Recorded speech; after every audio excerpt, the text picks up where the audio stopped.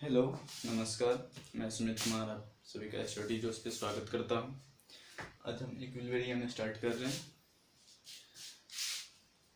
तो सबसे पहले हम जानते हैं what is an equilibrium.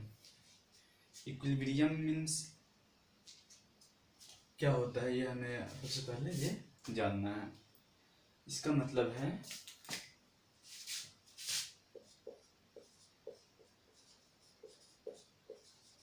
State of equality, ठीक है। और in other words when an external agent is applied on any physical or chemical or ionic, three words here: physical, chemical and ionic, then its influence in forward and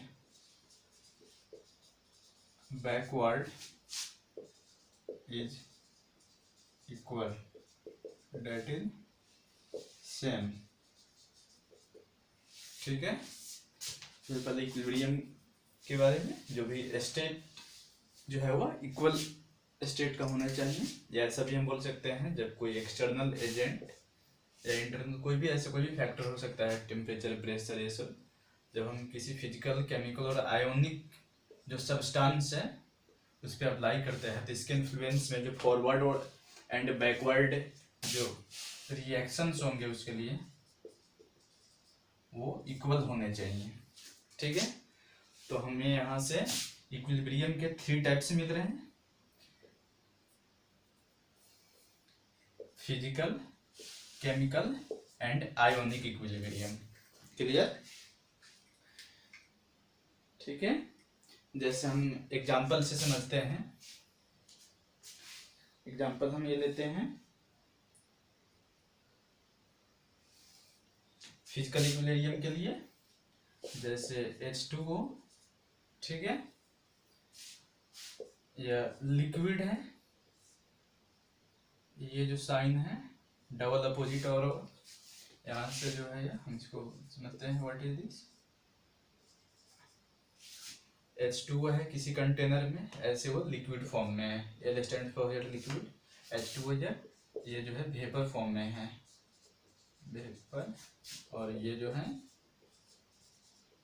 liquid form में है, ठीक है। तो कोई external agent यहाँ पे कोई भी ऐसा क्या हो सकता है, जैसे यहाँ पे टेम्परेचर, सपोज करते हैं एक बीकर में जो है वाटर रखी हुई है जो क्लोज्ड है, ठीक है, ये क्लोज्ड है। तब इसको अगर हम एक्सटर्नल एजेंट से इसको हम अगर हम टेम्परेचर, अगर हम इसको एनर्जी देते हैं तो इसका टेम्परेचर बढ़ेगा। टेम्परेचर जब बढ़ेगा तो क्या होगा, इसकी काइनेटिक एनर्जी बढ़ेगी।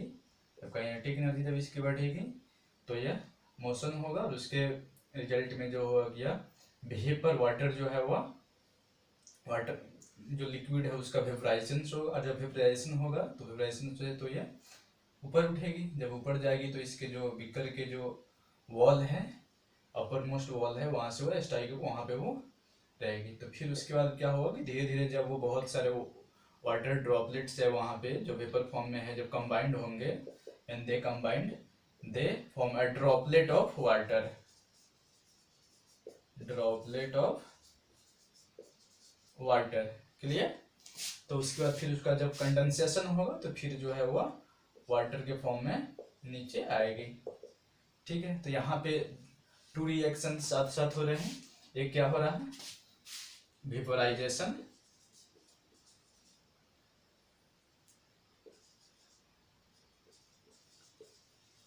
वेपोराइजेशन हो रहा है, फॉरवर्ड रिएक्शंस, और बैकवर्ड में इवेपोरेशन शो होकर हमें यहाँ क्या होगा, वेपर से फिर यहाँ से जो रिएक्शन हो रहा है वो कंडेंसेशन हो रहा है,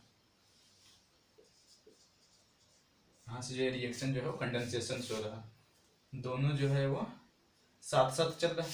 ये जो साइन है वो इक्विलिब्रियम के लिए हम लोग यूज करते हैं, ठीक है। मीन्स दैट इज, ये जो है यहाँ पे H2O से जब वेपर बनता है तो liquid H2O change into vapour H2O, it is called forward reaction. That is, ये साइन फॉरवर्ड रिएक्शन के लिए यूज करते हैं, फॉरवर्ड रिएक्शन। एंड ये साइन जो है वो बैकवर्ड रिएक्शन।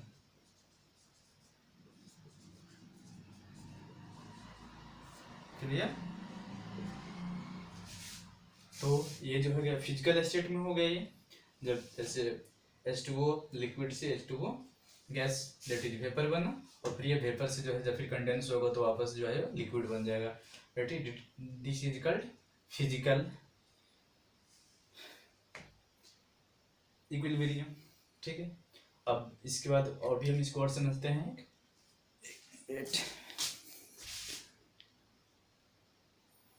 क्लियर? अब नेक्स्ट हम समझते हैं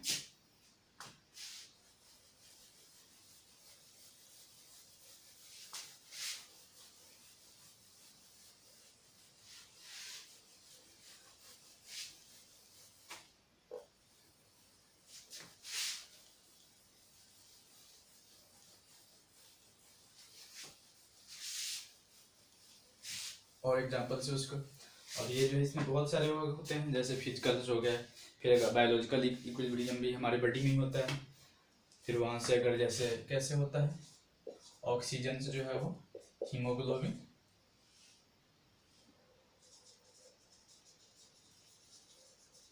हीमोग्लोबिन से जब मिलता है तो फिर यह जो है कहाँ पे, बॉडी में प्रोटीन हीमोग्लोबिन से जब ये ट्रांसपोर्ट होता है और फिर लंग्स से जो है वो, लंग्स से ऑक्सीजन जो है वो मसल्स में चला जाता है। फिर यहीं से अगर रिजल्ट में ऐसे भी होते हैं कि यहाँ से फिर अगर CO2 वापस आते हैं, या फिर यहाँ से इसका कार्बन मोनोऑक्साइड हमें वापस मिलता है, तो ये सभी जो है वो बायोलॉजिकल है, जो हमारे बॉडी में, लिविंग थिंग्स के बॉडी में ऐसे ये चलते रहते हैं, ठीक है। तो अगर सिंपली एक चीज हम समझते हैं,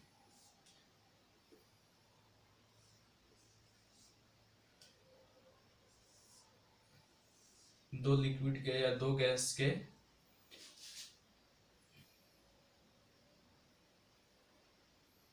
कंटेनर जो है एक दूसरे से कनेक्टेड है, क्लियर। एक में जो है पूरी, this is filled from liquid A, clear, totally ये जो है वैकेंट है, ठीक है। जब ये दोनों एक दूसरे से कनेक्टेड है तो क्या होता है कि जब यहाँ से जो है हायर कंसेंट्रेशन से लोअर कंसेंट्रेशन किसी भी थिंग का जो है ट्रांसपोर्टेशन होता है from higher concentration to lower concentration, तब यहाँ से जो लिक्विड ए जो है यहाँ से इसका कंसेंट्रेशन फ्लो होता है, तो यह मान लेते हैं बीकर या ए है, या जो है बीकर बी है, ठीक है।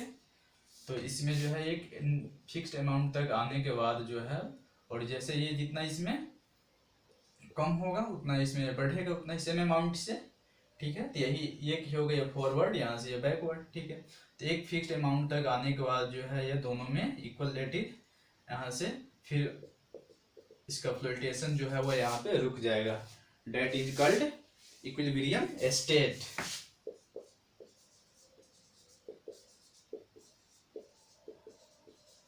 That is equilibrium state where no exchange of matter. Clear?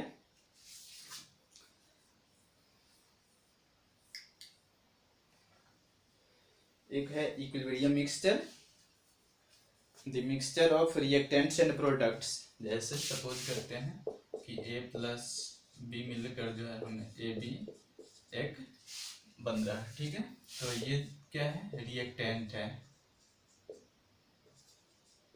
and this is called product, clear।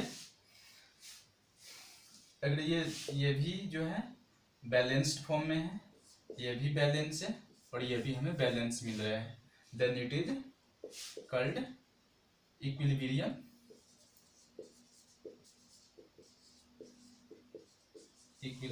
mixture. That is when reactant and product are in equilibrium state. Clear? Then this type of mixture is called equilibrium mixture. Clear? Next topic, equilibrium state, and this is also called, this type of equilibrium, when they reach that equilibrium state, this is dynamic equilibrium. Clear? Dynamic होगा, यहाँ पे कोई भी exchanger नहीं होगा।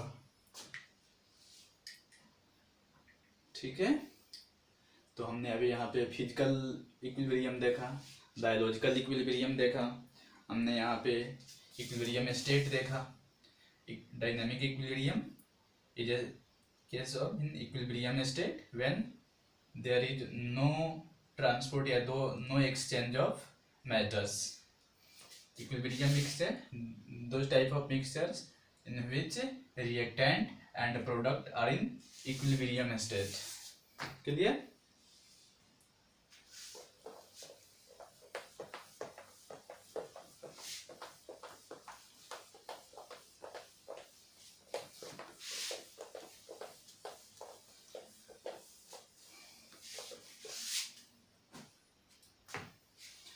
As you know, this is a part of inorganic chemistry. Inorganic chemistry. Okay, so in organic chemistry, it is not complete without reactions.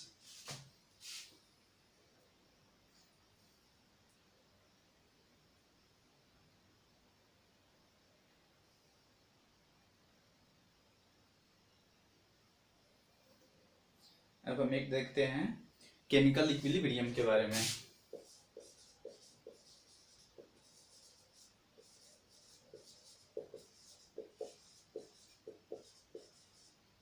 Chemical equilibrium, और फिर उसके बाद जो है एक बचेगा आयोनिक इक्विलिब्रियम। मेनली हमें, जिसमें केमिस्ट्री पढ़ रहे हैं तो हमें केमिकल और आयोनिक इक्विलिब्रियम हमें यहाँ पढ़ना है। ठीक है, तो केमिकल इक्विलिब्रियम क्या होगा, जहाँ पे forward reaction and backward reactions एक केमिकल्स में जब इक्वल हो जाएंगे, सपोज करते हैं H2 गैस, I2 गैस, यह हमें मिला 2HI। क्लियर है? तो ये रिएक्शंस जो है यहाँ पे यह केमिकल रिएक्शंस हुआ। केमिकल रिएक्शंस है, सो चूंकि this is in balanced state, so this type of equilibrium is called chemical equilibrium. Clear? In ionic equilibrium where ions के we will discuss here in basically ionic form. Suppose H2O, अगर ये हम aqueous form में लेते हैं, plus H plus ions, ये भी aqueous है, तो ये जो हमें देता है H3O प्लस, ये एक्वस रहा। तो here this is in basically ionic form, तो this type of equilibrium is called ionic equilibrium. Clear? So here first of all we start from physical equilibrium. These are the brief description about chemical equilibrium and ionic equilibrium. So now starts the topic which starts from physical equilibrium.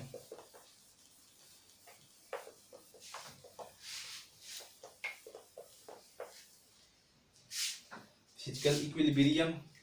We are studying here equilibrium, that is forward and backward reactions. Clear?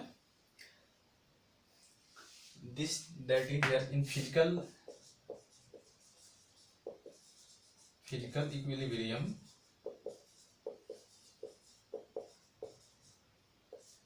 Remember the example: H2O liquid, H2O gas, liquid and also in vapor phase. So here what happens? Here only exchange of state, that is from liquid to gas. Consider other example: NH4Cl.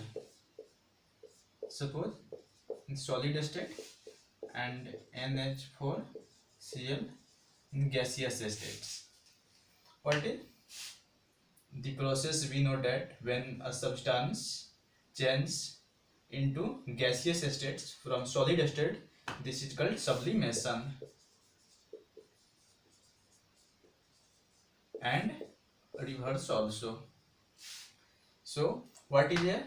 There is only exchange of, that is there is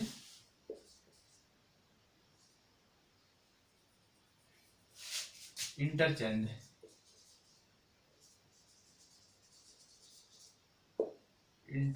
of state only. State only, it means कि in physical equilibrium the reactants and products exchange their state. It means कि when they are in liquid they become gaseous, when they are in solid they become gas, and also reverse, when they are in H2O, that is solid, that is ice, then here it becomes H2O liquid, then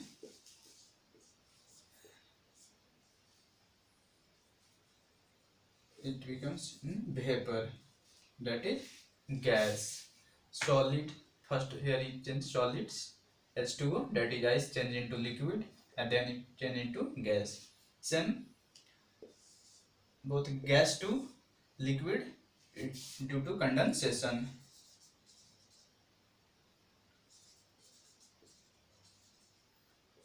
This is also condensation. Clear? Here it is melting, because ice melt, then it form in water form, and then when water is heated, that is vapor, it is here vaporization. Then we can say that in physical equilibrium there are only phase transformation occurs. There are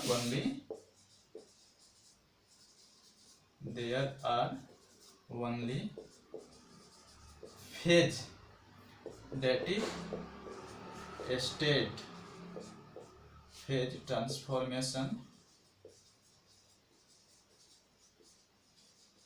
occurs. Clear? So on the basis of phase transformation we can say that the physical equilibrium is divided in three parts. First, solid to liquid. Next, liquid to gas. Third,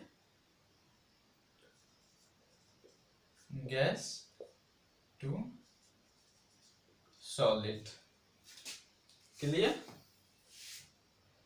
We have seen H2O, that is water here.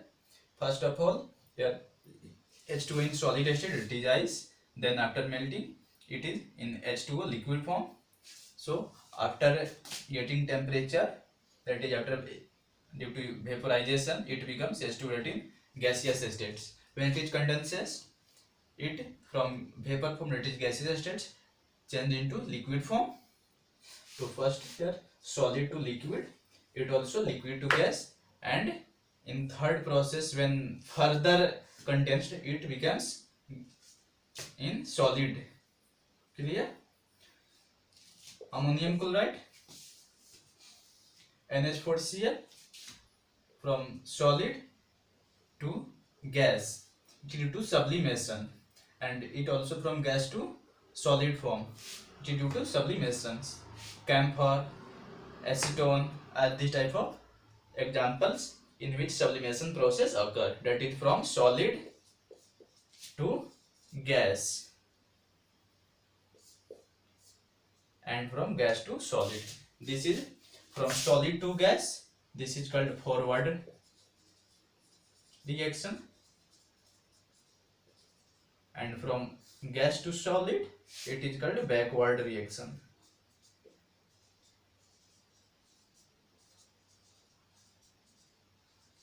Or reverse reaction.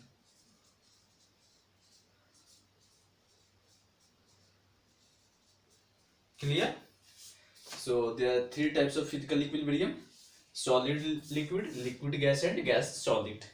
Clear?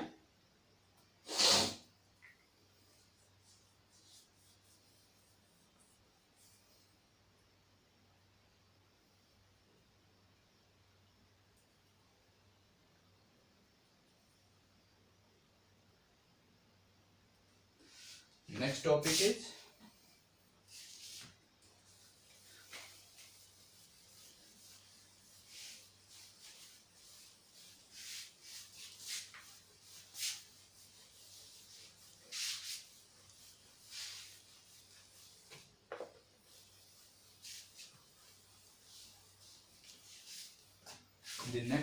is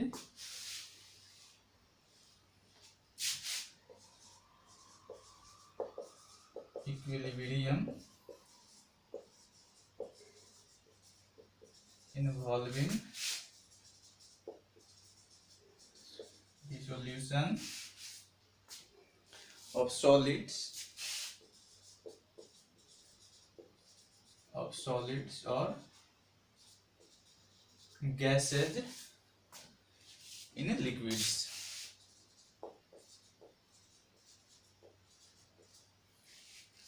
Equilibrium involving dissolutions of solids or gases into liquid. Clear?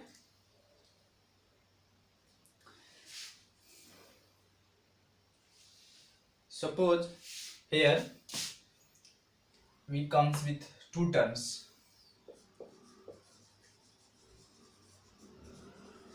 homogeneous and heterogeneous. Homogeneous and heterogeneous, when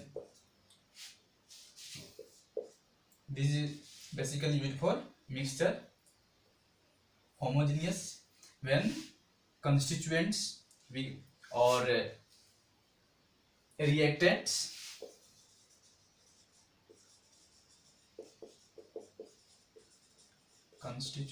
or reactant are of same type, but here it means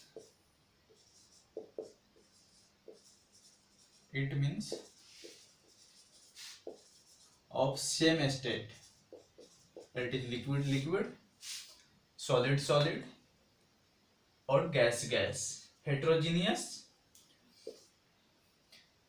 different states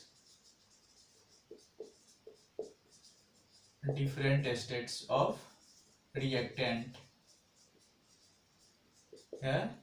reactants के different states हो सकते हैं. जैसे एक suppose करते हैं यहाँ पे H2 गैसियस है, O2 गैसियस है, मिलके जो है यह H2O बनता है, जो कि यह लिक्विड है.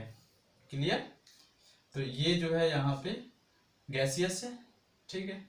अगर इसी को अगर हम H2O अगर ये लिक्विड बना बट इसको अगर हम टेम्परेचर देते हैं, एनर्जी देते हैं, तो यह जो है वेपर में, दैट इज गैस में बन जाता है।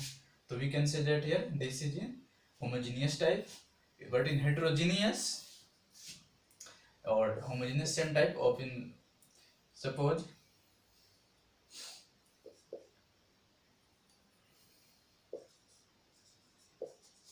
water plus alcohol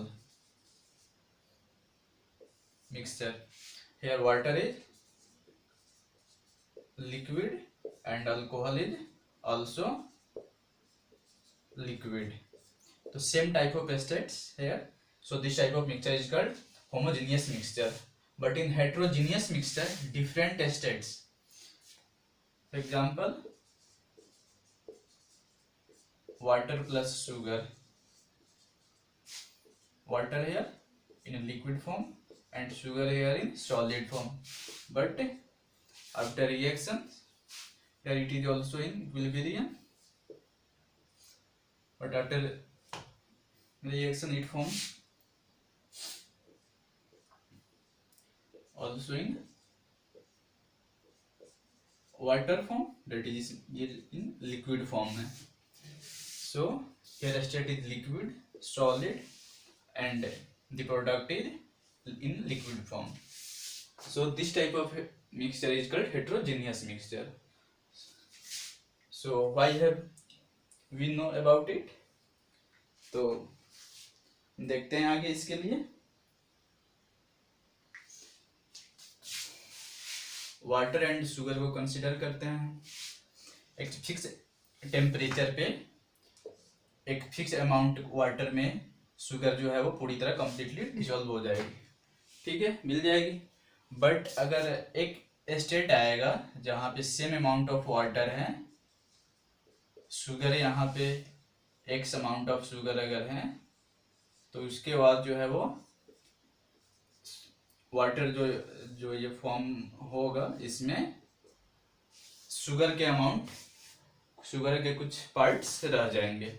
तो इसके बाद हम अगर इसको कुछ टेम्परेचर अगर हम यहाँ पे दे देते हैं ये होल को, तो इसमें भी जो है फिर ये शुगर के अमाउंट जो है वो डिजोल्व कर जाएंगे। बट ऐसे होते होते फिर एक ऐसा स्टेज आएगा जहाँ पे शुगर के अमाउंट वो डिजोल्व नहीं हो सकते हैं। क्लियर? तो the concentration of solute, here it is solute and this is called solvent. Water is solvent and sugar is solute. Then we can say that concentration of solute in a saturated solution depends upon a temperature. Concentration of solute in saturated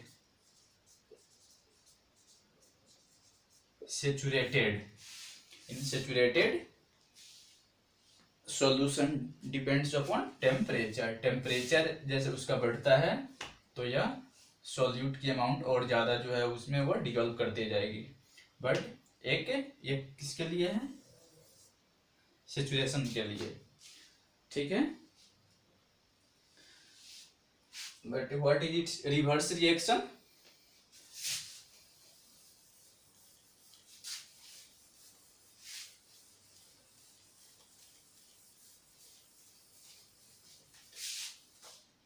But in reverse reaction, sugar solution,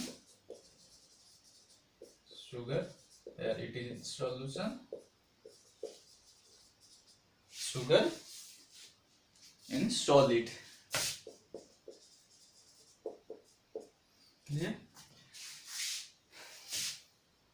solution form है, that is liquid है, ऐसे बोल सकते हैं बस, ठीक है। तो इसमें शुगर सॉल्यूशन से it means here sugar plus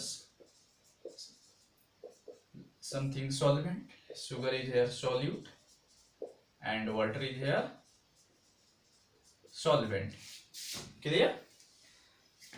अगर ये जो शुगर सॉल्यूशन है इसको अगर हम टेम्परेचर इसका अगर बढ़ाते हैं, इसको हीट एनर्जी अगर देते हैं, तो क्या होगा, धीरे धीरे जो इसमें जो ये वाटर की जो अमाउंट है या इसका जो है वेपोराइजेशन होगा,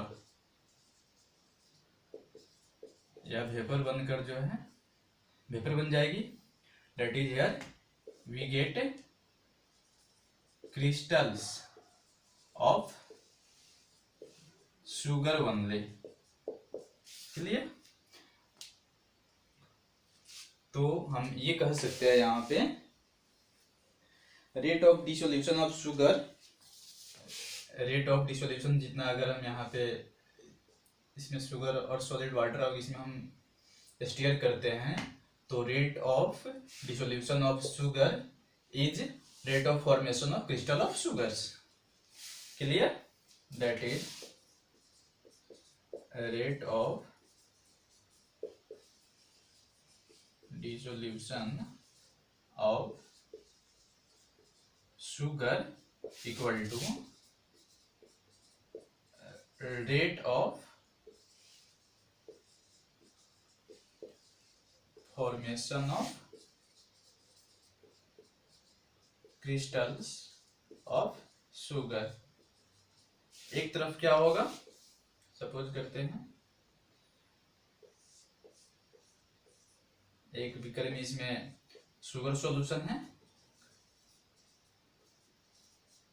शुगर सॉल्यूशन है, ठीक है। तो हम इसको अब हीट एनर्जी यहाँ से इसको देते हैं तो क्या होगा, एक तरफ से तो पहले जो इसमें शुगर और जो वाटर है तो शुगर जो है इसमें से क्या होगा, यह डिजॉल्व होगा। जितना डिजॉल्व होगा तो हीट एनर्जी देंगे तो इतना से जो यहाँ से जो है जो डिजॉल्व हो चुका है वो पार्ट जो है वह वेपर बनेगा, ठीक है। उसी तरह से तो एक तरह से वही हुआ और यहाँ से जो है वो अगर ये पार्ट अगर क्लोज्ड ना हो या अदर एक फॉर्म में हम इसको ऐसे कर सकते हैं कि एक दूसरे बीकर से जो है ये कनेक्टेड है, ठीक है। तो जब वेपराइज होगा तो वेपर पार्ट जो वाटर जो गैसियस स्टेट्स में होगा वह अदर बीकर में आएगी और यहाँ पे जो है क्या होगा, वह शुगर का क्रिस्टल फॉर्मेशन होगा, क्रिस्टल बनने का।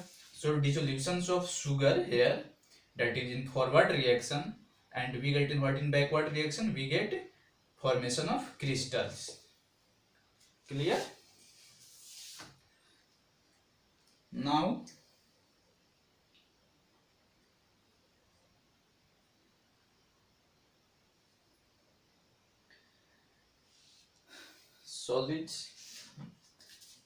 solid and gases in liquid, that is solid in liquid। now we study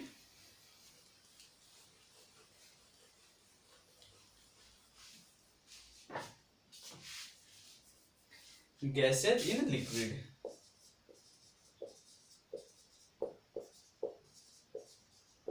gases in liquid, what is gases here, that is solute and liquid here solvent। clear? example, suppose when we open a soda water bottle, what happens, carbon dioxide dissolves in soda water, try to escape, for which the liquid parts also arises। clear? it means we can say CO2 here is in gaseous form and CO2 also dissolved in here in liquid form, that is in soda water। Simple way में समझते हैं कि gas liquid में अगर होगा, that is liquid जो है यहाँ पे सॉल्वेंट है और गैस जो है वो सॉल्यूट है। तो हम एक एग्जांपल लेते हैं कि सोडा वाटर के एक बोतल को जब हम ओपन करते हैं तो क्या होता है, तो इस कंडीशंस में जो CO2 गैस जो सोडा वाटर में मिली रहती है, तो ये तो गैस जो है वो लिक्विड में भी है और गैस जो है वो बोतल में भी है, रेडी। तो ये जो यहाँ पे जो CO2 गैस जो है यहाँ पे जो लिक्विड में मिली हुई है, that is gas in liquid type of equilibrium है, ठीक है। तो हेनरी लॉ के according we can say that a state of mass of gas dissolved in given mass, a state of mass of gas dissolved in given mass of liquid, जो liquid में जितना part जो dissolve है that is solvent at any temperature is proportional to the mass of liquid. जैसे जितना amount gas का जो है CO2 जो लिक्विड यहाँ पे है, उसमें लिक्विड है और उसमें जो है यहाँ पे गैस है। इसका हेनरी लॉ यही हमें कहता है कि जो गैस का जो मास जो प्रेजेंट है लिक्विड में, वो उसका डायरेक्टली प्रोपोर्शनल होता है लिक्विड के मास के फॉर्म में। क्लियर?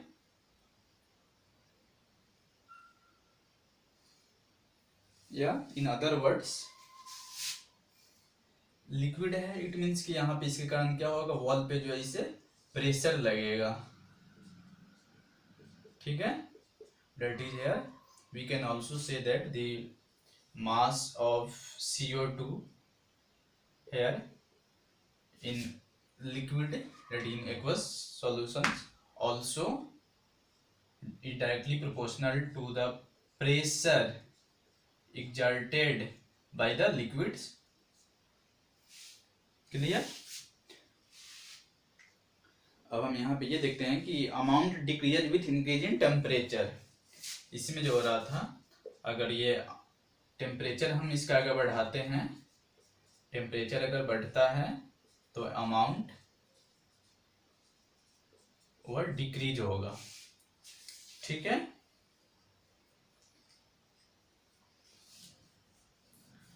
तो सोडा वाटर बोतल is sealed under pressure when it's pressure is high. Soda water बोतल is sealed when its pressure is high. What is here? It means its pressure. Its pressure. It means the pressure of soda water in liquid form. जब इसका pressure high होगा तभी जो है इसको seal करते हैं। ठीक है, सो कभी कभी हम देखते हैं जब बोतल, जो सोडा वाटर की बोतल जो है वह पूरी जितनी हार्ड रहती है, ठीक है, या अगर थोड़ी सी लूज है, फिर अगर उसको हम स्टीयर करते हैं अगर उसको, ठीक है, तो वह जो है पूरी,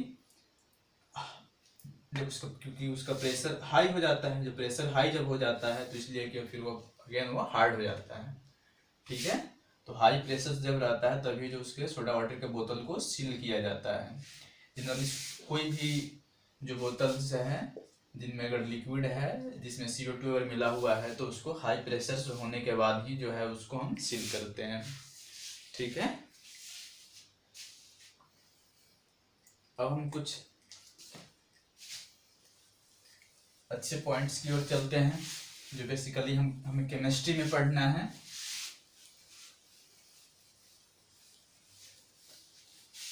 These are only basic concepts. So actually equilibrium starts from chemical equilibrium. Clear? हमने अभी तक जाना कि इक्विलिब्रियम क्या होता है, इक्विलिब्रियम के कितने टाइप होते हैं, physical equilibrium, chemical equilibrium, ionic equilibrium, और बेसिकली जो हमारा चैप्टर है वो हमारा स्टार्ट होता है केमिकल इक्विलिब्रियम से। Chemical equilibrium. Clear? Wait 1 minute, whether it is recording or not. Okay, chemical equilibrium, it means when any chemical reaction occurs in both in forward and in backward direction. Okay, so we will start it shortly.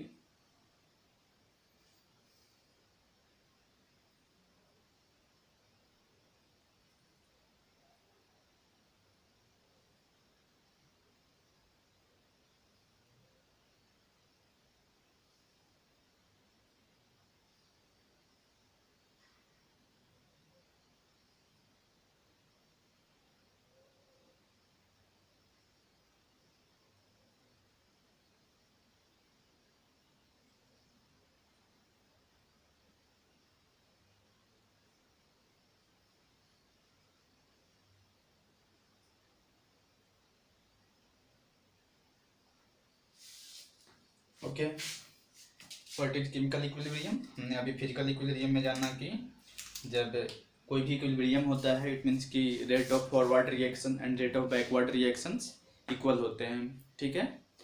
और हम यहाँ पे chemical equilibrium में समझते हैं equations के form में। Suppose A plus B C plus D बनाता है, ये जो पार्ट है इसका क्या है, रिएक्टेंट है, and this part is called product. Clear? Here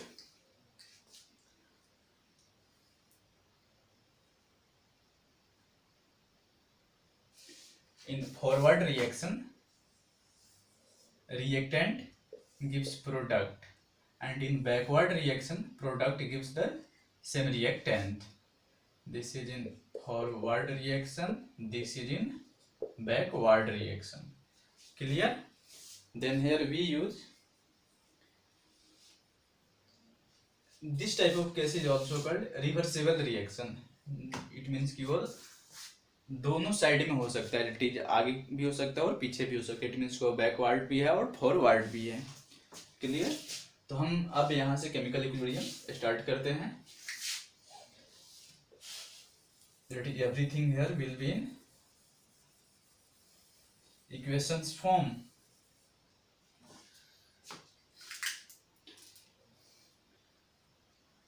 तो जब ये reactions forward to backward and backward to forward होगा तो यहाँ पे एक फिक्स टेम्परेचर, प्रेशर, कुछ फिजिकल जो क्वांटिटी है उसकी वह कांस्टेंट रहेगी, फिक्स रहेगा।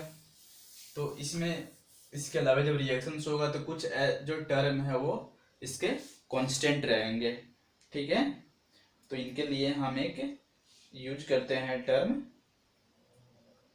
या सिंपली ऐसे हम पहले समझते हैं कि अगर ए पार्ट यह जो है 1 है, ठीक है, या 2 है, उसी तरह से समथिंग कुछ बनेगा, यह 1.5 है, अगर सी है तो यह जो होगा फिर 1.5 होगा। इट मीन्स कि जितना पार्ट रिएक्टेंट में है उतना ही का प्रोडक्ट में होगा, that is in balanced form में होगा, ठीक है। तो हम ये कह सकते हैं कि अगर स्टार्टिंग में जो है जब रिएक्शंस ए प्लस बी को हम अगर कराते हैं तो ये ओनली फॉरवर्ड हो रहा है, ठीक है। जब मीन्स यहाँ पे इसकी ए के कुछ मोल से बी के कुछ मोल हैं, बट यहाँ पे स्टार्टिंग में सी और डी के कोई भी मोल प्रेजेंट नहीं थे। जैसे जैसे ये एक 1 मोल है, सपोज करिए कि अगर 2 मोल है तो ये 1 मोल अगर सी और डी, तो इसके जितना ए और बी के जितने ही यहाँ पे मोल कम होंगे उतना ही मोल यहाँ पे सी और डी के फॉर्म करेगा। क्लियर है? जितना अगर मान लेते हैं कि यह ए है, इसकी अगर बी दी हुई है तो स्टार्टिंग में तो 0 0 है, बट अगर ये ए में से अगर ये अमाउंट जो है अगर एक्स कम होता है और यहाँ से बी से जो है या अगर वाई कम होता है तो ये जो है एक्स और वाई मोल जो है या सी और डी फॉर्म करते हैं, ठीक है। तो हम इसको एक ऐसे समझ सकते हैं, एक्स एक्सिस पे है या वाई एक्सिस पे है, ठीक है।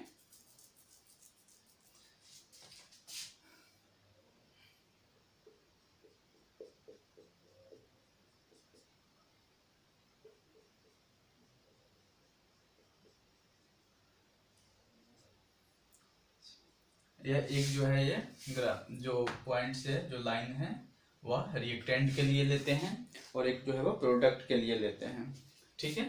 सपोज ये रिएक्टेंट के लिए है, that is A and B के लिए है, और यह जो है प्रोडक्ट के लिए है, that is C and D के लिए है। तो एक फिक्स्ड अमाउंट तक आने के बाद जो है यह वैल्यू जो है सभी जगह इक्वल आएगी, ठीक है।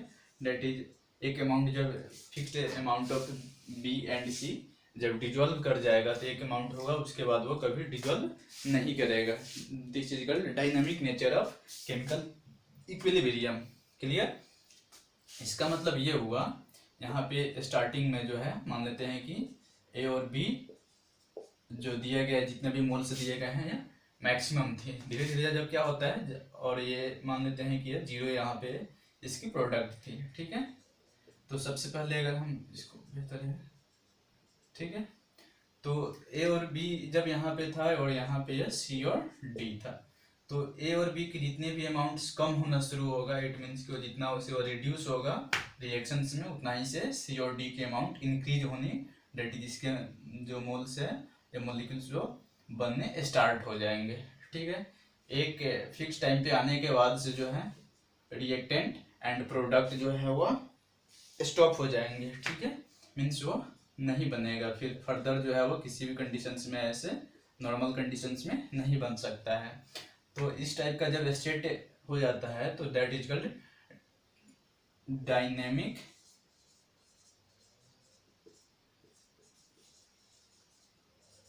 Chemical equilibrium. ये चीज हमें क्या समझना है कि ए एंड बी स्टार्टिंग में सपोज करते हैं एक्स मोल दिया हुआ था। ठीक है, तो जितना से यह पहले एक हुआ ए बना, ए से कम होता है तो एक्स माइनस ए, उतना ही से सी और डी जो है ए मोल से बनना स्टार्ट होगा। वैसे अगर ये बी से कम हो तो यह बी से बनना स्टार्ट होगा। ऐसे होते होते एक्स मान लेते हैं कि एक्स माइनस डब्ल्यू यहाँ पे बच जाता है, तो यहाँ पे जो है वो यहाँ पे x माइनस डब्ल्यू बच जाता है, तो टोटल तो सी और डी जो प्रोडक्ट बना हुआ डब्ल्यू प्रोडक्ट बन जाता है। क्लियर है? तो अब हम इसमें आगे देखते हैं।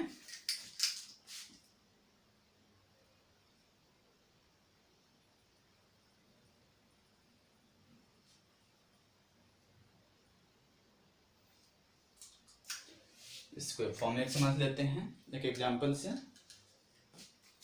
अमोनिया जो बनता है हेबर प्रोसेस से,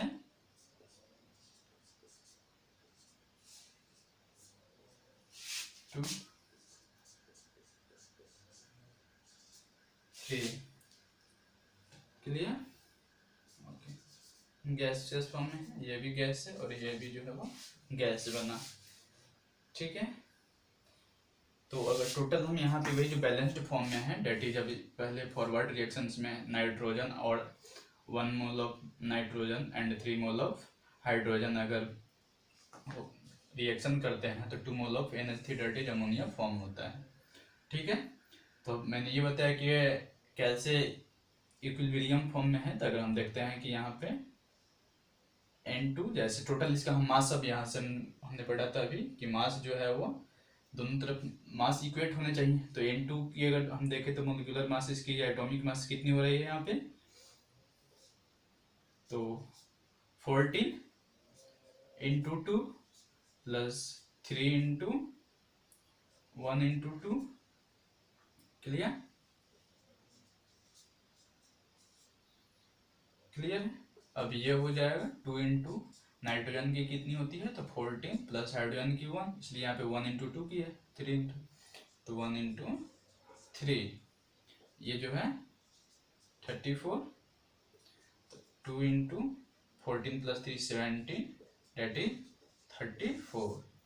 So these types of reactions occur in forward, then it forms ammonia, and in backward it forms again in dissolved in nitrogen and hydrogen. Clear?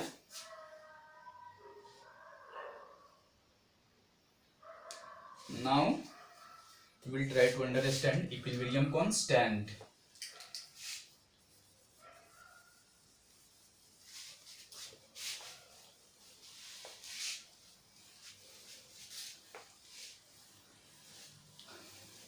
Equilibrium constant के बाद से ही जो है वह हमारा केमिकल इक्विलिब्रियम स्टार्ट होता है।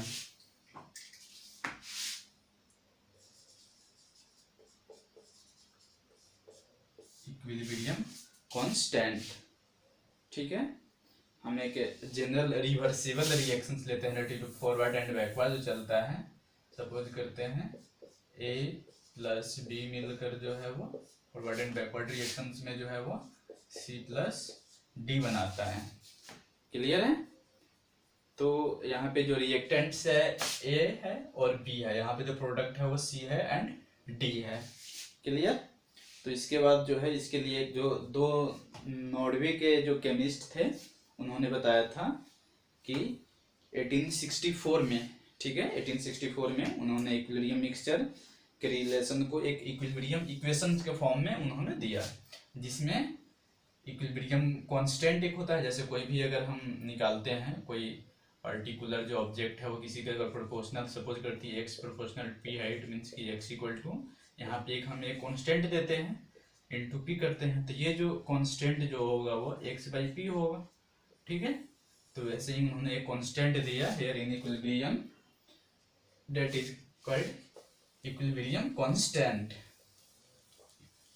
Clear. and it is denoted by equilibrium constant, equilibrium constant denoted by C, and it is written as the concentration of products divided by concentration of reactants, that is C concentration of C into concentration of D by concentration of A into concentration of B. This symbols represent, that is big brackets represents their concentration. Clear. Let us see an example. If there some moles, suppose A moles of A plus B moles of B forms C moles of C and D moles of D, then Kc can also be written as, ये जो moles है उसको हम उसके powers के form में अब लिखते हैं, concentration of C to the power C into concentration of D to the power D by concentration of A to the power A into concentration of B to the power B। Clear.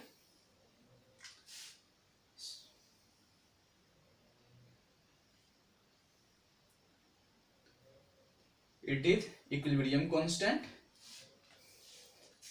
जो ऐसे निकलता है कैसे, जो equilibrium constant है वो कुछ नहीं है, वो product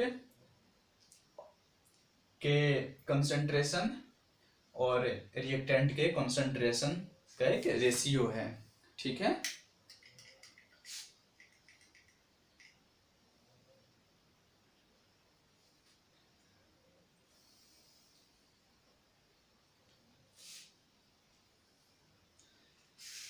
equilibrium equation, that is called here equilibrium equation. Yeah, this is called equilibrium equation. Equilibrium equation, because this is in equation form and it is balanced, so it is equilibrium equation. Clear है। यहाँ पे हम एक लिख सकते हैं कि equilibrium equation is also known as law of mass action, or mass action is here active mass. Active mass is none other than concentration,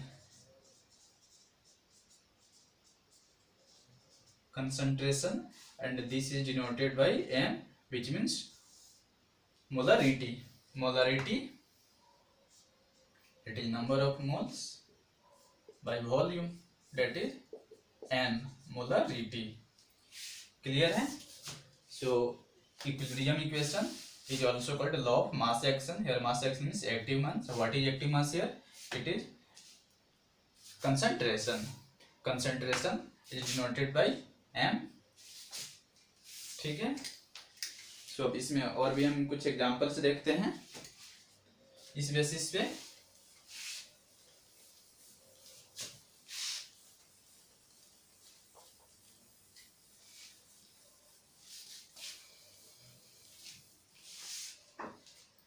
example हम कंसिडर करते हैं, H2 गैस है, I2 गैस है, यह बनता है 2HI। ये भी गैस फॉर्म में है, ठीक है। इट मीन्स हेयर नथिंग, तो यहाँ पे ये 1 है, यहाँ पे it is 1 mole of H2 plus 1 mole of I2 forms 2 mole of HI, here 1 mole and it is also 1 mole. It means कि यही एक्टिव अंश हुआ कि 1 मोल अगर यहाँ पे फॉर्म हो रहा, 1 मोल हाइड्रोजन का और 1 मोल आयोडीन का रिएक्शन करता है, तो टोटल कितना हो रहा है, 2 मोल, ठीक है। और यही 2 मोल जो है हमें HI यहाँ पे फॉर्म हो रहे हैं, that is law of mass action. Clear है?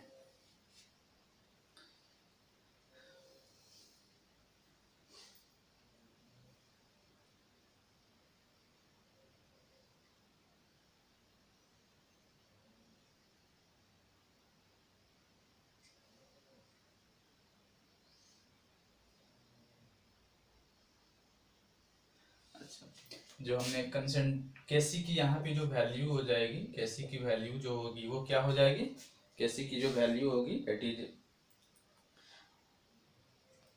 Equilibrium constant. इक्विलिब्रियम कांस्टेंट की जो वैल्यू होगी वह क्या होगा, जा रहा था number, it is number of moles by volume के फॉर्म में, that is moles by volume है, ठीक है। तो मोल्स बाय वॉल्यूम होगा तो यही इसका यूनिट हो जाएगा।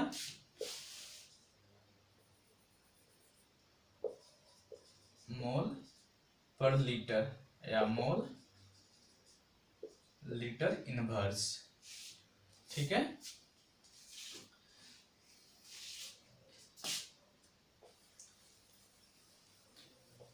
अब इस बेसिस पर जो है केमिकल इक्विलिब्रियम कांस्टेंट के बेसिस पर जो है एक दो एग्जांपल्स हम देखते हैं, ठीक है। तो ये तो अभी हमने समझा कि एक्टिव मास के थ्रू जो है जितना रिएक्टेंट होगा मोल फॉर्म होता है उतना ही, जितना मोल रिएक्टेंट्स का है प्रोडक्ट भी उतना ही मोल्स फॉर्म होता है, ठीक है। That is law of mass action, ठीक है। नाउ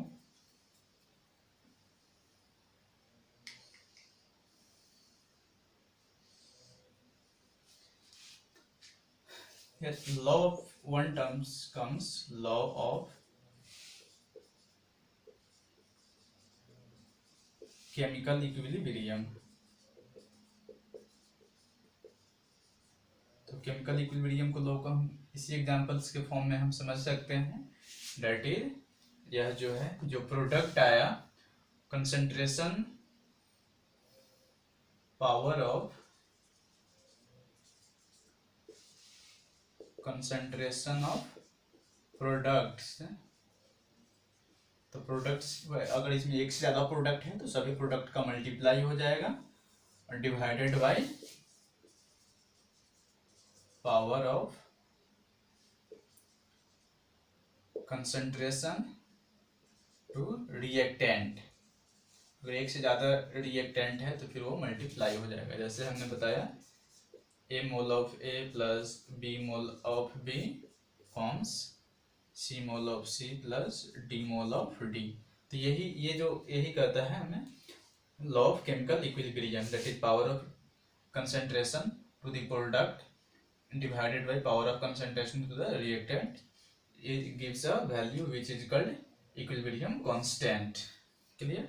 तो इक्विलिब्रियम कांस्टेंट को कैसे से हमने डिनोट किया, यही हमने क्या बताया कि ये जो मोल है, ठीक है, कंसंट्रेशन इसके जो पावर, ये जो वैल्यू है वो कंसंट्रेशन के पावर में लेकर चले जाएंगे, डेट इज कंसंट्रेशन हो गया C, इसके जो मोलर वैल्यू थे, जो मोल थे जितने यूनिट, उसको हमने पावर में डाल देते हैं। फिर क्या होता है, एक से अगर ज्यादा प्रोडक्ट बन रहा है तो उसको फिर मल्टीप्लाई देकर लिखते हैं, concentration of D power D divided by concentration of A।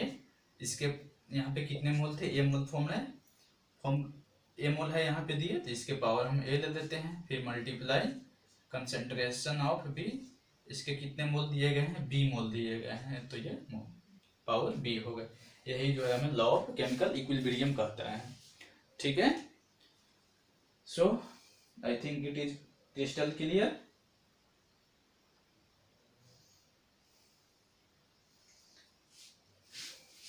Write equilibrium constant for some reactions.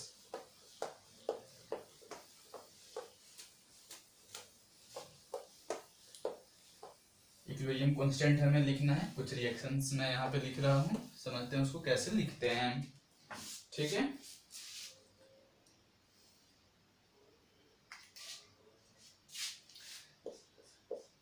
NH3 plus O2 मिलकर जो है क्या बनता है, NO plus H2O, NO plus H2O।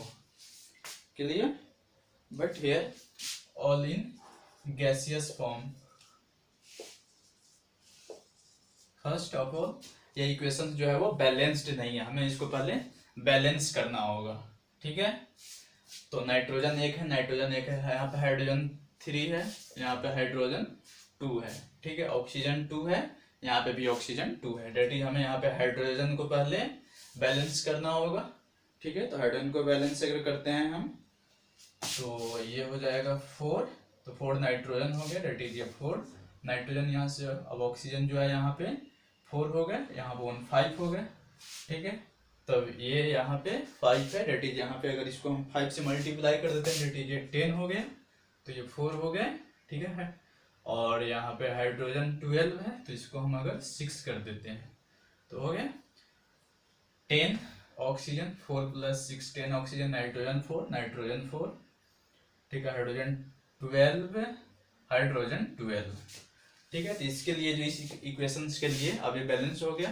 हाँ, एक चीज याद रखना है कि हमेशा इक्विलिब्रियम कांस्टेंट जो हम लिखते हैं वो बैलेंस्ड इक्वेशंस के लिए ही लिखते हैं। ठीक है, अगर बैलेंस नहीं होगी तो नंबर ऑफ मोल्स हमें पता नहीं मिलेगा, और नंबर ऑफ मोल्स जब हमें पता नहीं रहेगा तो यह परफेक्ट वैल्यू नहीं मिलेगा। ठीक है, तो नाम ये इक्विलिब्रियम कांस्टेंट है, तो यह जब इक्वेट होगा, डेट इज जो बैलेंस्ड इक्वेशंस रहेगा तभी यह होगा। तो इसके लिए हम equilibrium constant that is Kc हम कैसे लिख सकते हैं, Kc लिख सकते हैं concentration of NO that is nitrous oxide.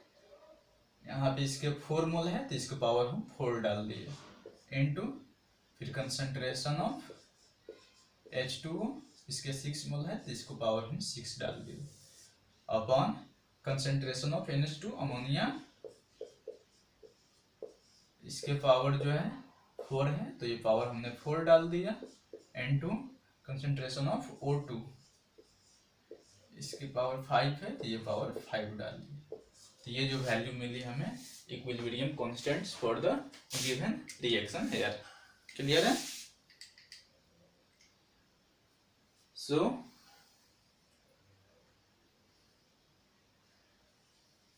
consider other example, H2 gas plus I2 gas,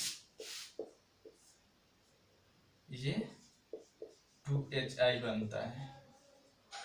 ठीक है, तो इसके लिए मान लेते हैं कि यहाँ पे इसके लिए हमें लिखना है कैसी की वैल्यू इक्विलिब्रियम कांस्टेंट की, तो वैल्यू इसकी क्या हो जाएगी, कंसंट्रेशन ऑफ HI का square upon concentration of H2, इसका कोई पावर नहीं होगा क्योंकि पावर 1 यहाँ नहीं होता, वैल्यू 1 है, 1 पावर करते हैं तो वही वैल्यू रह जाती है इनटू कंसंट्रेशन ऑफ I2।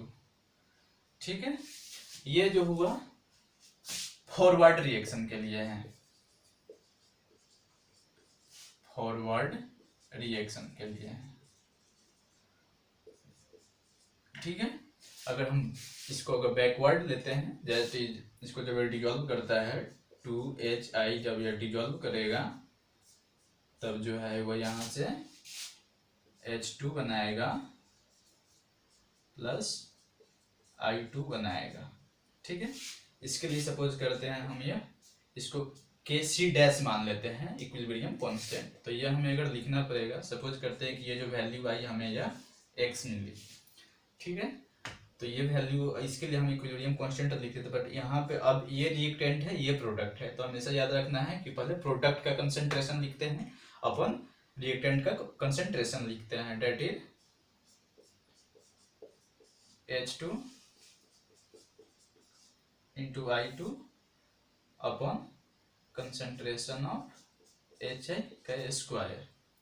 ठीक है, अगर इसको हम ध्यान से देखें तो ये क्या है, इसको हम ऐसे लिख सकते हैं 1 अपॉन कंसंट्रेशन ऑफ HI का square upon concentration of H2 into concentration of I2, that is ये जो कंसंट्रेशन हमने फॉरवर्ड रिएक्शन के लिए निकाला और इसकी वैल्यू हमें x मिली, डेट इज इसको हम लिख सकते हैं 1/x।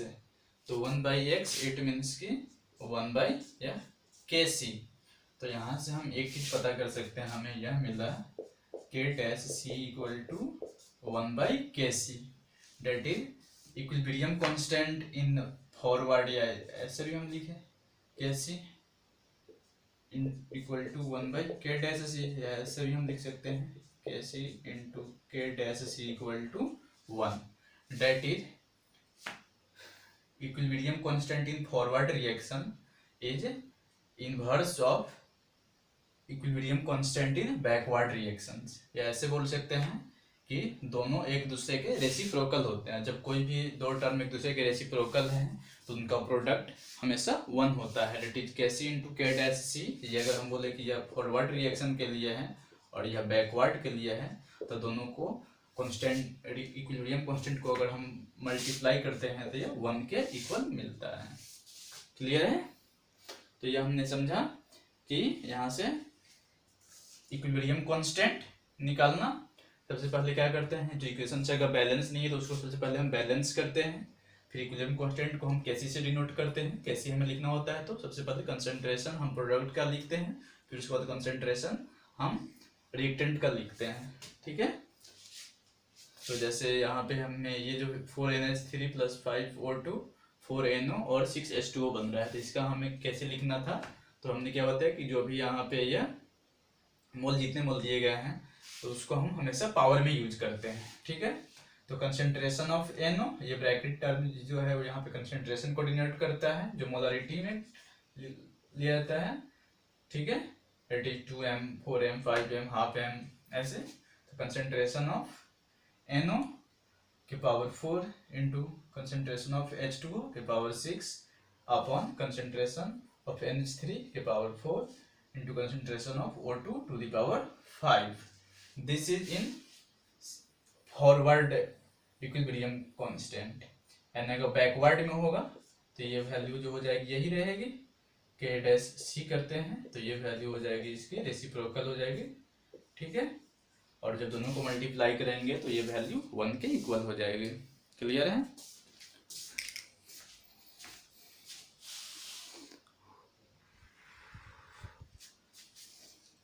नाउ सी सम मोर थिंग।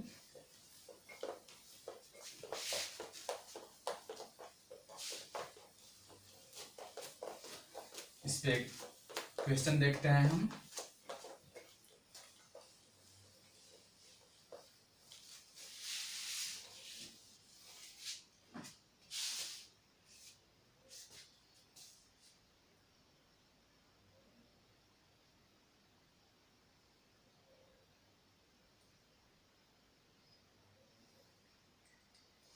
एक इक्वेशन से है यहाँ पे N2 प्लस H2, या गैस नहीं, इसे जो है वो NH3 बन रहा। पहले इसको हम लोग लिख लेते हैं बैलेंस्ड फॉर्म में। तो बैलेंस्ड फॉर्म में होगा तो यह 3 यहाँ पे आ जाएगा, यहाँ पे 2 आ जाएगा। ठीक है, और आगे दिए हुआ है कंसंट्रेशन जो है हमें दिए हुआ है N2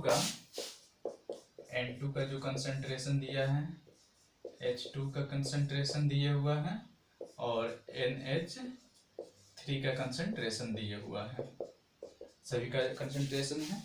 यहाँ पे N2 का कंसंट्रेशन देखते हैं, तो ये है 1.5 इंटू 10⁻⁻²m। H2 का कंसेंट्रेशन है 3 इंटू 10⁻⁻²m एंड NH3 का 1.2 इंटू 10⁻⁻²m। तो हमें यहाँ पे Kc that is equilibrium constant की वैल्यू फाइंड करनी है।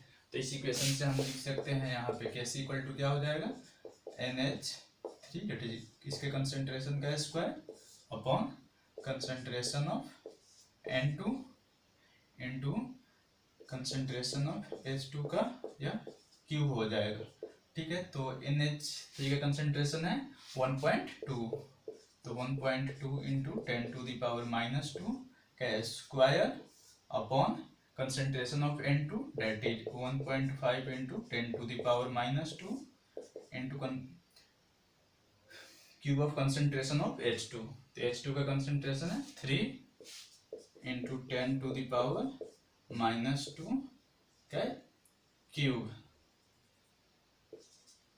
क्लियर, हम इसको सोल्व करते हैं तो ये वैल्यू हमें मिलेगी 1.2 इंटू 1.2 इंटू 10⁻⁻² इंटू 10⁻⁻², अलग अलग लिख देते हैं। तो ये हो जाएगी 1.5 इंटू 10⁻⁻², 3 की क्यूब, तो ये हो जाएगी 27 इंटू 10⁻⁻² इंटू 10⁻⁻² इंटू 10⁻⁻²। ये हमने इसलिए लिखा, इसको सोल्व करने में इजी रहेगा। ठीक है, एक ये टर्म से ये टर्म कैंसिल, एक इससे जो है एक ये कैंसिल हो गया। ठीक है, एक पॉइंट से एक पॉइंट कैंसिल हो गया। क्लियर है, अब ये 10⁻⁴ जो है जब ये ऊपर जाएगा तो ये हम इसको ऐसे लिख सकते हैं 12 इंटू 1.2, जब ये ऊपर जाएगा तो ये हो जाएगा 10⁻⁴ अपॉन 15 इंटू 27। क्लियर, तो हम इसको ऐसे लिख सकते हैं 12 इंटू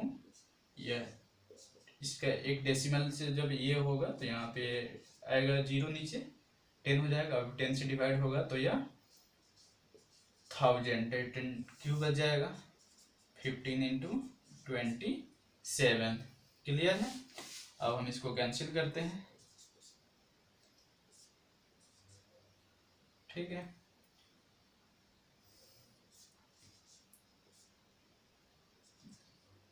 तो ये हो जाएगा 16 इंटू 1000 अपॉन 9 इंटू 5, ये होगा 200, दैट इज 3200 अपॉन 9 हो जाएगा। ये क्या, मोल पर लीटर, यही इसकी वैल्यू हो जाएगी। ठीक है,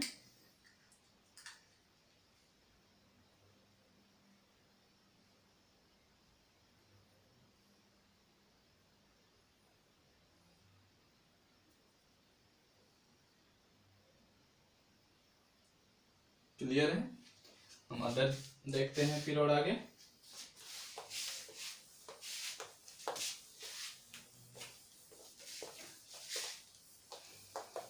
सब कंसंट्रेशन की बस वैल्यू को मैंने रख दिया, सबसे पहले जो फॉर्मूला निकाला उस पे अदर हम देखते हैं।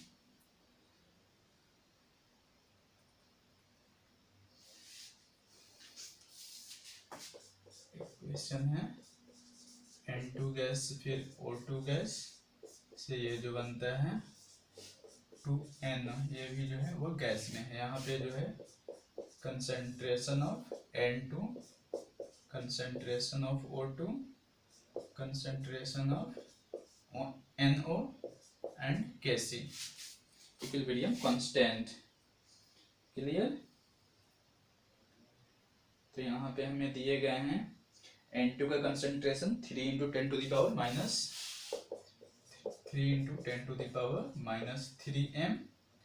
ठीक है, concentration of O2 4.2 into 10⁻³ 4.2 into 10⁻³ and concentration of NO ये जो है 2.8 इंटू 10⁻³ तो ये Kc की हमें यहाँ पे वैल्यू निकालनी।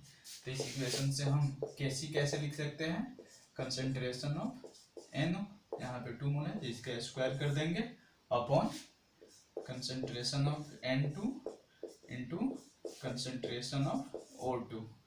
ठीक है, तो NO का कंसंट्रेशन है तो इसका स्क्वायर हो जाएगा तो 2.8 इंटू 2.8 इंटू 10⁻³ इंटू 10⁻³ अपॉन दोनों का कंसंट्रेशन N2 और O2 के कंसंट्रेशन को मल्टीप्लाई करते हैं तो ये हो जाएगी 3 इंटू 10⁻³ इंटू 4 इंटू 10⁻³ तो ये 10⁻³ से 10⁻³ कैंसिल हो जाएगा। क्लियर है, तो ये वैल्यू हमें मिल जाएगी कितनी 2.8 इंटू 2.8 अपॉन 3 इंटू 4 तो ये होगा 0.7। ठीक है, अब इसको और हम अगर 3 से अगर इसको कर देते हैं तो ये हो जाएगी 933। ठीक है,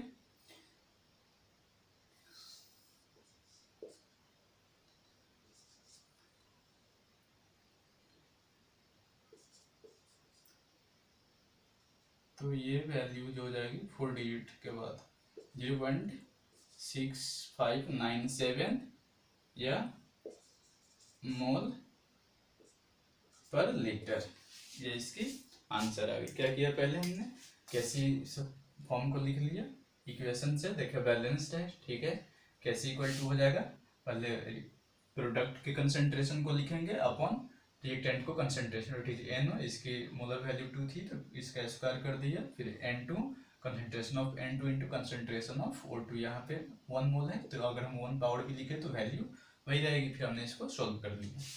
ठीक है,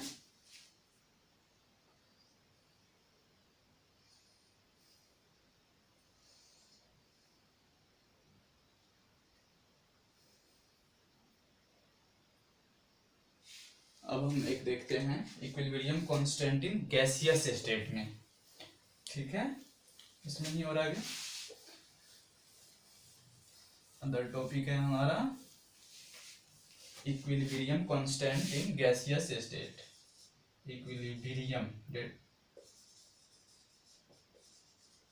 constant in gaseous state. Clear, equilibrium constant in gaseous state. ठीक है, तो हमने अभी तक इक्विलिब्रियम कांस्टेंट के लिए क्या वैल्यू यूज किया था, वो कैसी है। इक्विलिब्रियम कांस्टेंट के लिए हम लोग कैसे यूज करते हैं, हमें पता है कि आइडियल गैस इक्वेशन क्या है, आइडियल गैस इक्वेशन क्या है, यह है PV equal to nRT। Clear, pressure, volume, number of moles, temperature and gas constant. ठीक है, अगर हम इसको ऐसे लिखते हैं P इक्वल टू तो ये हो जाएगा nRT अपॉन V, तो यहाँ हम n/v इंटू RT। क्लियर, तो ये n/v के लिए हम एक टर्म, ये यही क्या था, यही तो मोलरिटी थी ना, नंबर ऑफ मोल्स, जो मोल्स है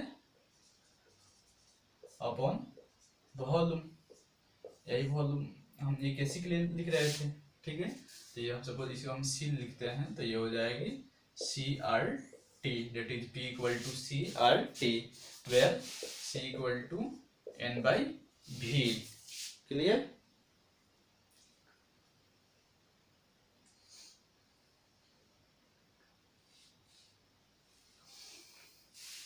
that is we can say that here temperature एक पर्टिकुलर टेम्परेचर पे फिक्स रहेगी, gas constant is always fix, तो यार प्रेशर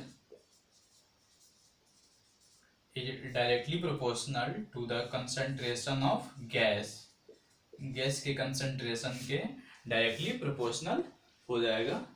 ठीक है, आइडियल इक्वेशन से हमें ये पता चला। ठीक है, तो अगर हम यहाँ से और देखते हैं,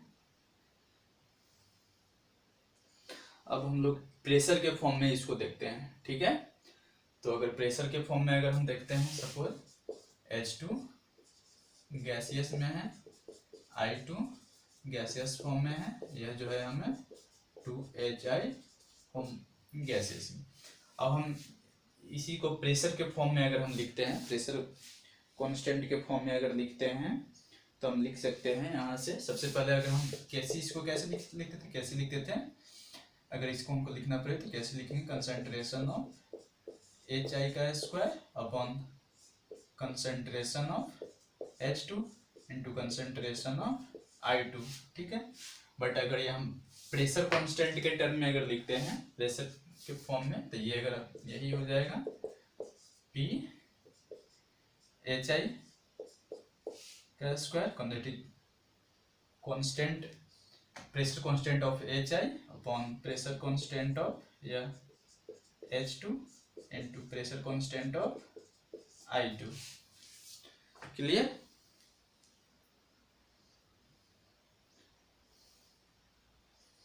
But here we can say that pressure constant for HI के लिए क्या होगा, PHI अगर हम यहाँ से देखते हैं तो ये हमें क्या मिलता है, CRT, ठीक है, CRT के फॉर्म में है, डेट इज कंसंट्रेशन जो होगा उसका, उसमें RT से हमें मल्टीप्लाई करना पड़ेगा। डेट इज इसका जो HI का जो कंसंट्रेशन है, तो कंसंट्रेशन इसका कैसे हम लिखेंगे HI, और उसमें RT से मल्टीप्लाई, ये हमने कैसे लिखा, इस फॉर्म से लिखा, pressure constant for HI equal to concentration, sorry pressure concentration for HI, concentration of HI into RT। उसी तरह से अगर हम लिखें प्रेशर कंसंट्रेशन फॉर H2, तो ये हो जाएगा concentration of H2 into RT। उसी तरह से प्रेशर कंसंट्रेशन फॉर I2 के लिए, तो ये हो जाएगा concentration for I2 into RT। Clear है?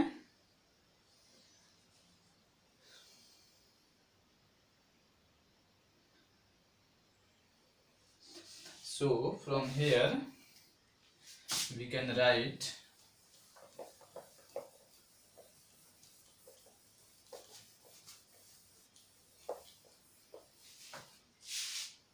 हम इसी वैल्यू से ये लिख सकते हैं,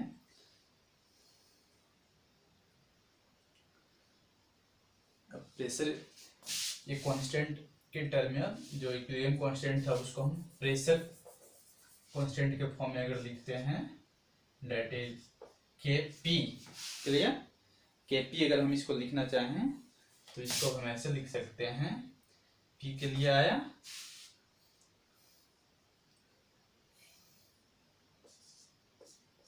P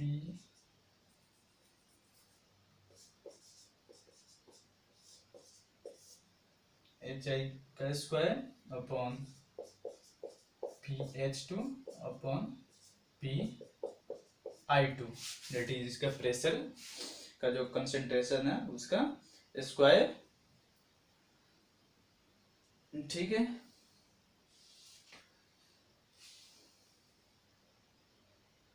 और इसी को हम अलग अलग लिखते हैं, अलग अलग इसको हम लिखें तो PHI की जो वैल्यू हमें क्या है, concentration of HI into RT। Clear?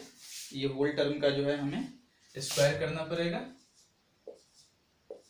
Upon H2 के लिए है concentration of H2 into RT into PI2 जो है वो वैल्यू है concentration of I2, concentration of I2 into RT। Clear है? तो अब हम जरा इसको समझते हैं कैसे इसको लिख सकते हैं। सो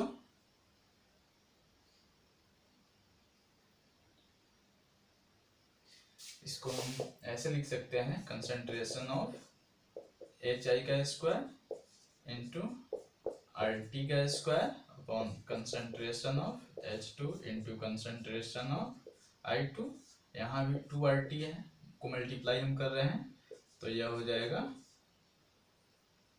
RT का स्क्वायर, तो RT स्क्वायर से RT स्क्वायर कट गया, तो ये होगा कंसंट्रेशन ऑफ HI का square upon concentration of H2 into concentration of I2। और ये वैल्यू जो है इसका इक्विलिब्रियम कांस्टेंट की इक्वल, यही वैल्यू हमें यहाँ पे मिला, pressure constant, pressure equilibrium constant, तो इसके इक्विलिब्रियम कांस्टेंट की जो वैल्यू है वह दोनों इक्वल है।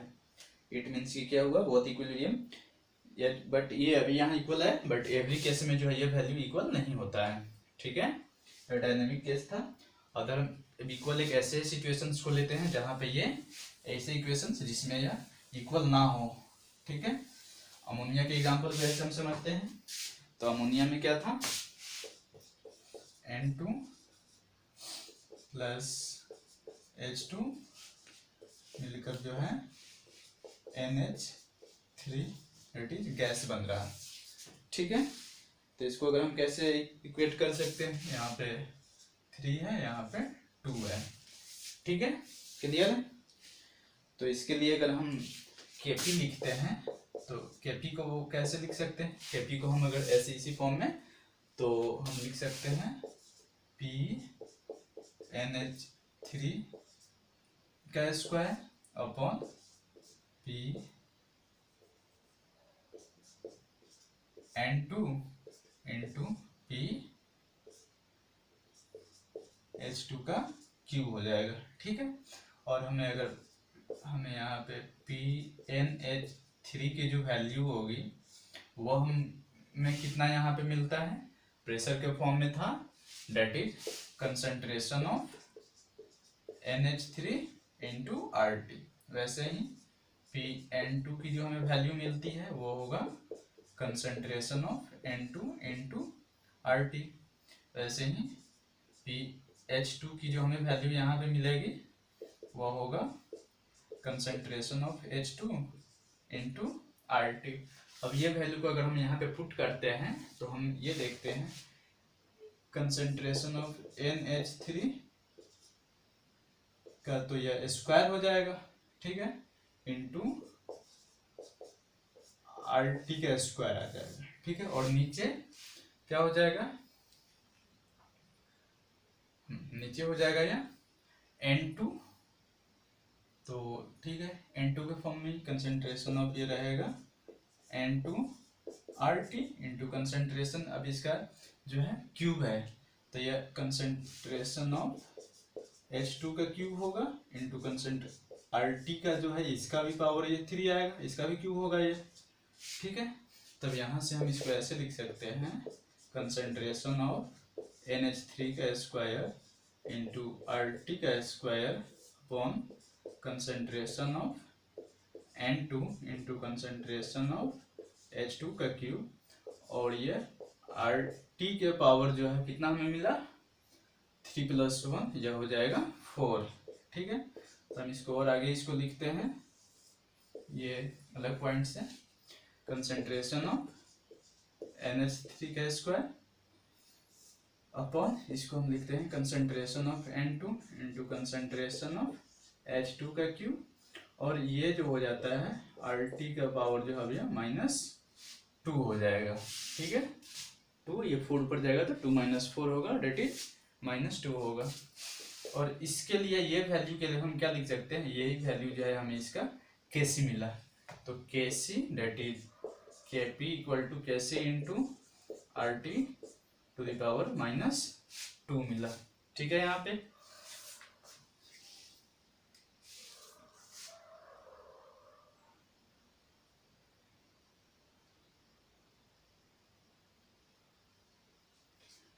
तो ये यहाँ से हमें टर्म मिला जो Kp और Kc के बीच में रिलेशन, बट इसको एक हम जनरल इक्वेशंस के फॉर्म में हमें अगर लिखना पड़े तो हम कैसे लिखेंगे, पहले ये चीज समझ में, Kp के लिए यहाँ पे Kp और Kc इस केसेस में जब H2 और I2 मिलकर 2HI जब बन रहा था तो इस केसेस में दोनों इक्वल आए, ठीक है। हमने अदर एग्जांपल लिए N2 + 3H2 2NH3 बना, तो Kp के लिए हम लिख सकते हैं प्रेशर कांस्टेंट NH3 का पावर यहाँ पे स्क्वायर हो जाएगा, फिर PN2 इंटू PH2 का क्यूब हो जाएगा, ठीक है।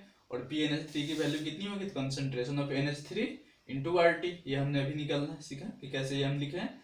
अच्छा, PN2 की जो वैल्यू होगी N2 into RT and PH2 ये H है,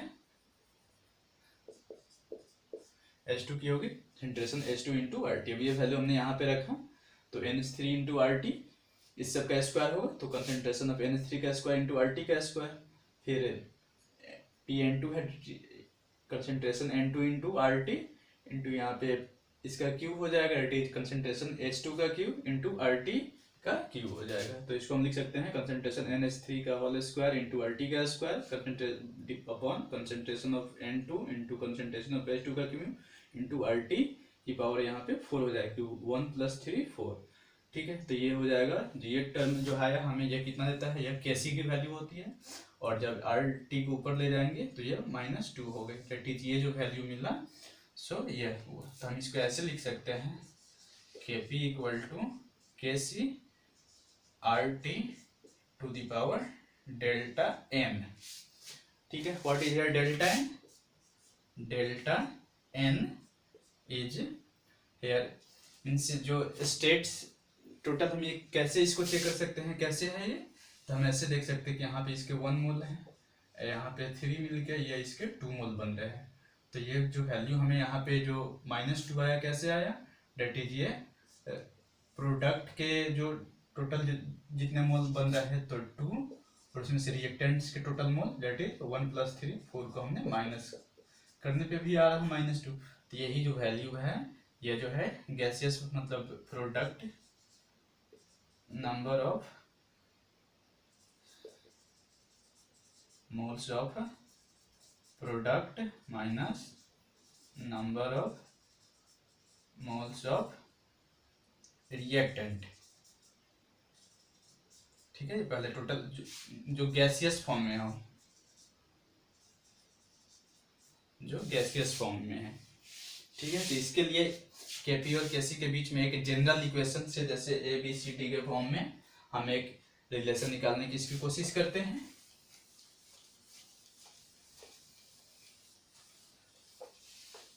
Kp = Kc into RT to the power delta n।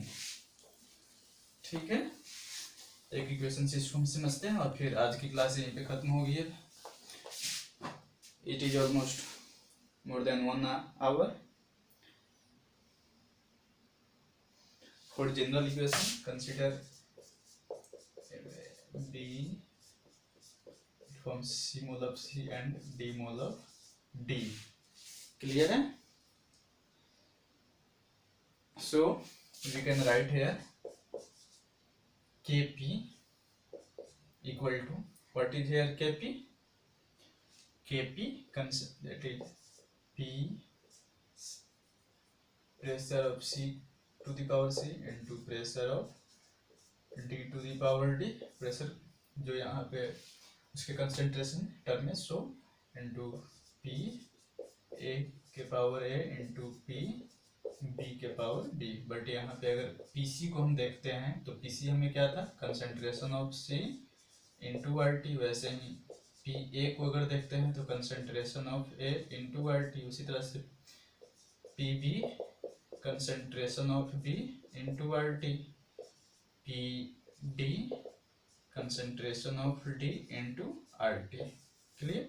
अब ये सभी वैल्यू अगर हम यहाँ पे लिखते हैं तो PC that is concentration of C to the power C हो जाएगी, फिर ये RT to the power C, फिर D के लिए अगर लिखें तो concentration of D to the power D into RT to the power D upon concentration of A to the power A into फिर ये RT to the power A, फिर B है तो concentration of B to the power B into RT to the power B।